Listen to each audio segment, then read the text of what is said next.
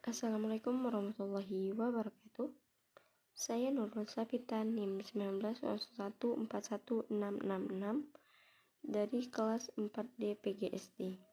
Di sini saya akan memberikan argumentasi tentang wacana bahasa Indonesia yang diberikan oleh Ibu kemarin.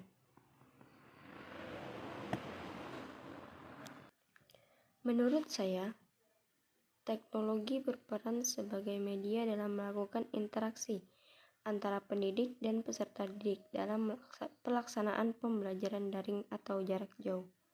Selain itu, teknologi juga berperan dalam memfasilitasi pendidik untuk menyampaikan materi pembelajaran sehingga pembelajaran tetap berlangsung meskipun tidak dilakukan dengan tatap muka.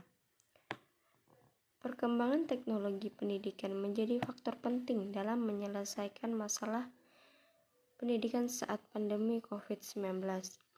Teknologi pendidikan dapat memberikan kemudahan informasi serta penyampaian materi sehingga kegiatan pembelajaran yang dilakukan tidak menjadi terkendala terkhusus pada saat pembelajaran jarak jauh atau daring. Teknologi pendidikan menciptakan cakupan yang luas saat belajar mandiri. Teknologi pendidikan juga dapat menciptakan pembelajaran tetap berjalan baik serta mendukung pemerintah dalam upaya menjaga physical distancing sesuai protokol kesehatan. Hal ini juga sesuai dengan arahan Menteri Pendidikan dan Kebudayaan mengatakan proses kegiatan belajar mengajar harus dilakukan melalui pembelajaran daring atau jarak jauh berdasarkan Surat Edaran Nomor 4 Tahun 2020 tentang Kebijakan Pendidikan dalam masa darurat penyebaran COVID-19. Dengan keadaan kritis ini, pemerintah serta kalangan akademisi menciptakan teknologi pendidikan dengan berbagai model berupa aplikasi seperti Google Classroom, e-learning, Zoom Meeting, dan WA Group. Aplikasi ini dibuat demi menciptakan keadaan efisien untuk generasi muda saat belajar mandiri. Hal ini diciptakan karena memberikan dampak yang sangat berguna dalam meningkatkan proses belajar mandiri serta menciptakan pemikiran terbuka terhadap pendidikan yang saat ini dilakukan secara tatap muka atau offline. Dalam pembelajaran daring, tentunya terdapat hambatan yang menjadi tantangan tersendiri bagi pelaku pendidikan seperti akses jaringan internet yang belum merata karena pada saat ini kegiatan masih dilakukan secara jarak jauh. Hal ini dibuktikan oleh Jamalul Izza selaku Ketua Umum Asosiasi Penyelenggaraan Jasa Internet Indonesia yang menjelaskan bahwa Indonesia memiliki sekitar 74.000 desa yang diantaranya masih banyak desa yang tidak bisa menikmati jaringan internet. Hal ini juga dilatar belakangi salah satunya faktor letak geografis Indonesia yang terdiri dari ribuan pulau. Kesiapan sumber daya manusia menjadi bagian terpenting dalam mencapai keberhasilan pembelajaran online. Hambatan yang lainnya yaitu berkaitan dengan budaya akademik, meliputi sikap, nilai, keterampilan, serta kesiapan sarana dan prasarana. Di samping itu, hambatan lain datang dari peserta didik. Semangat belajar peserta didik selama proses pembelajaran daring itu menurun dibandingkan ketika pembelajaran tatap muka berlangsung. Berdasarkan penelitian yang sudah dilakukan sebelumnya oleh Adeya Cahyani, Iindiah Listiani, dan Sari Putri Deta Lestari tahun 2020 menunjukkan bahwa motivasi belajar peserta didik yang mengikuti pembelajaran daring selama pandemi menurun.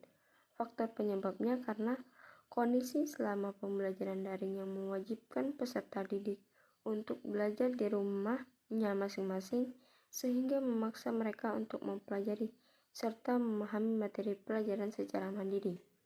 Pendidik tidak dapat mendampingi dan mendidik peserta didik secara langsung, sehingga pendidik tidak dapat melakukan tindakan seperti pemberian reward, pemberian motivasi, menegur, dan lain sebagainya.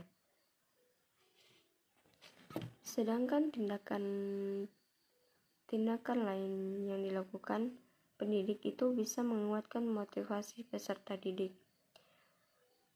Peserta didik merasa sulit dalam menentukan waktu yang tepat untuk belajar di rumah.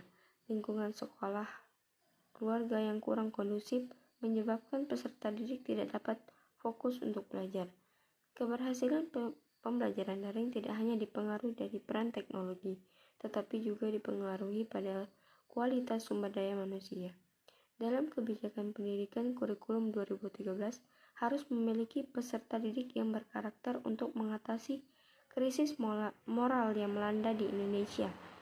Pada kebijakan pemerintah melalui Undang-Undang Republik Indonesia Nomor 20 Tahun 2003,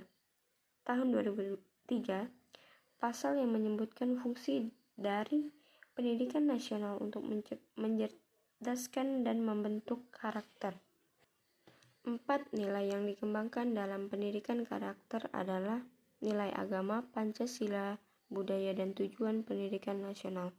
Pada tahun 2045 merupakan target generasi, yaitu generasi yang saat ini sedang mengenyam sehingga akan mencapai kesuksesan di tahun 2045. Kurikulum 2013 sangat berbeda dengan pendidikan yang diterapkan dulu, seperti kurangnya penekanan pembentukan karakter pada kurikulum sebelumnya. Oleh karena itu, pada kurikulum 2013 yang mempertimbangkan terbentuknya perilaku positif dan akhlak yang mulia dan dapat menjadi jawaban atas krisis karakter yang terjadi saat ini, dan mampu menghasilkan hasil pribadi yang dapat bersaing secara sehat di kemudian hari. Untuk menghasilkan generasi emas yang berkarakter, tentu harus mengetahui apa saja dunia dan apa saja yang dibutuhkan oleh masyarakat. Maka dari itu, solusi dari masalah yang muncul dalam proses pendidikan karakter adalah memiliki guru yang profesional. Guru yang profesional akan meningkatkan hal belajar siswa lebih baik daripada guru yang belum profesional. Model pendidikan memiliki hal penting seperti berpikir kritis, menyelesaikan masalah, kreatif, inovatif, komunikasi, dan kolaborasi.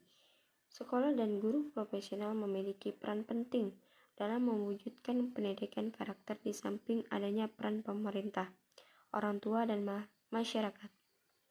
Caranya dengan menyesuaikan dengan pengetahuan dan apa yang dibutuhkan oleh peserta didik dan pemerintah yang menerapkan kurikulum 2013. Cukup sekian pendapat atau argumen dari saya. Jika ada kesalahan, saya mohon maaf. Wassalamualaikum warahmatullahi wabarakatuh.